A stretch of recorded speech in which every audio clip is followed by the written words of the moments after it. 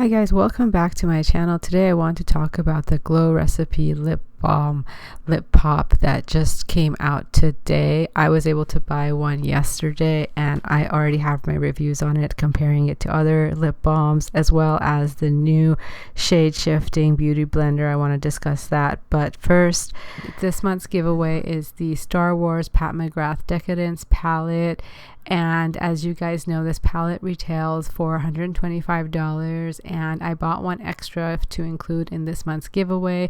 All you have to do to enter the giveaway is be subscribed and have left a way for me to contact you, and automatically each month you're entered in monthly giveaways on my channel. So make sure to hit that subscribe button if you haven't already.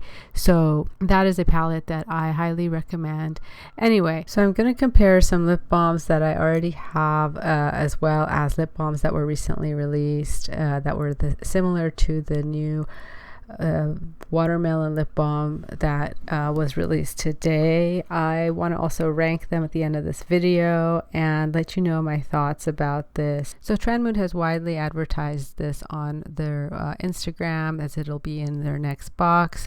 I don't know if I agree with this idea, and I will talk about it later in this video, but for now, as far as the ingredients, the number one ingredient listed on there is diacetyl malate, which is a protectant, and it's good. But at the bottom of the list, we do have fragrances and perfumes, which are kind of irritants on the skin, and they're bad. And it also, if you look at the texture, I've used this once or twice, but it has those little bits in it, which I find a little bit scratchy on my lips. And you know, everybody's lips are different as far as like sensitivity, but for me, I feel like it's a little rough on my lips, and it does have a little tiny bit of pigment in it, but and the smell is not super overwhelming or anything. I just personally find that fragrance and color that they added as the last ingredient in there to be a little much.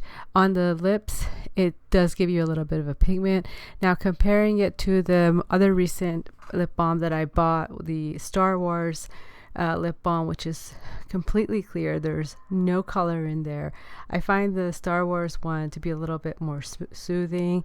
It doesn't have that fragrance or those irritants, and the Star Wars one retailed for $40. I don't know if it's still on the Pat McGrath website, but a lot of people were, you know, not happy about the fact that they're paying $40 for a lip balm, and I agree. However, at least you can say the Pat McGrath one does not have those irritants like the color in it. It's completely clear, and it does what a lip balm is supposed to do, in my opinion, which is protect and heal your lips, or at least, you know, not add any more irritants to it if it's sensitive. Whereas the Glow Recipe one, it's a little bit more gimmicky in my opinion, and while it does smell good, I don't know compared to the Pat McGrath one if it's really better for your lips or not, because even though it has the diacetyl malate in it as the number one ingredient, it still has the fragrances and the flavors and that red dye that some people will find a little bit irritating. And for me, the most irritating part is just those little specks that it has inside it, because it kind of scratches your lips. I also have my old lip balm, the peach lip balm from Too Faced, that was released last year. These lip balms are usually good for a year. The Pat McGrath one is good for 18 months. They do have some ingredients in common with the Laneige sleep mask as far as the diacetyl malate. But overall, I would say if I had to rank these, I would go with the ones with the least amount of fragrance first, and then say that the ones that, like the Pat McGrath one, is obviously the best one because it doesn't include those irritants, and at least the peach lip balm from Too Faced doesn't have those little scratchy bits inside it that the Glow Recipe one has. So Glow Recipe so far, to be honest with you guys, is ranking at the bottom of my lip balm list because of those reasons. Another product that I wanted to quickly review for you guys is the new Beauty Blender Shade Shifter blender. Now, as you can tell from the sound of it, It is very, very gimmicky. It has 2 colors. It retails for the same price as a regular beauty blender.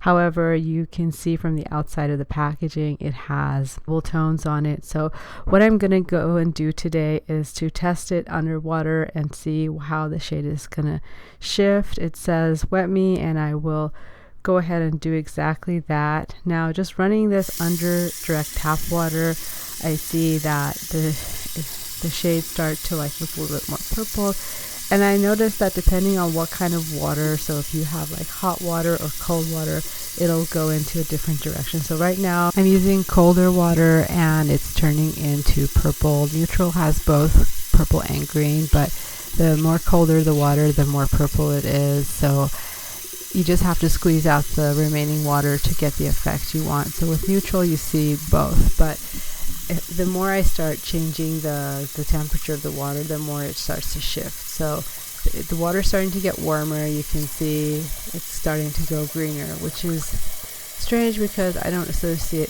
green with hot water, but yeah, you can see it's completely green with hot water. I'm going to go in and use cold water now, and you can see it's already shifted to purple, which is, I guess, fun if you're into that kind of thing. But at the end of the day, when you're putting your foundation or whatever on it, it'll change to the foundation color. So nothing special here, to be honest with you guys. As far as the reviews, a lot of people have mentioned that after several uses it starts tearing up and looking completely damaged, and it's not very durable. I personally have a black one and the red one as well, and I find the black one to be the most durable. If I go by the lowest rating here, you see that a lot of people have this issue. And really, I'm still confused about what the function of this color shifting is. I mean, how does that help you, unless you just want to know if the water is cold or warm? The Black Beauty Blender, in my opinion, is the better one, even though that also has negative reviews, but it's still not as many negative reviews as the shade shifting one. So there you have it. I'm not a fan. We're going back to the lip balms that we talked about and rating them. I don't know what you guys' favorite was, but mine was the Pat McGrath. Well, it better be a good one for $40. My final thoughts on getting the glow balm for buying a Trendmood subscription to get that in there. I don't think it's worth it. I find that these subscription boxes are a little bit hit or miss, and you end up buying products that you didn't actually intend to. I know there's a little bit of a discount and a lot of race to get it, but I don't think it's worth it, especially since you're not even getting new releases, because this product has been released a few days earlier on Sephora, so I don't really know what the value is, why it would be worth it. So anyway, let me know in the comment section below which of the products did you like from today's video and what would you actually buy. And as always, thank you so much again for watching, and I will see you guys next time.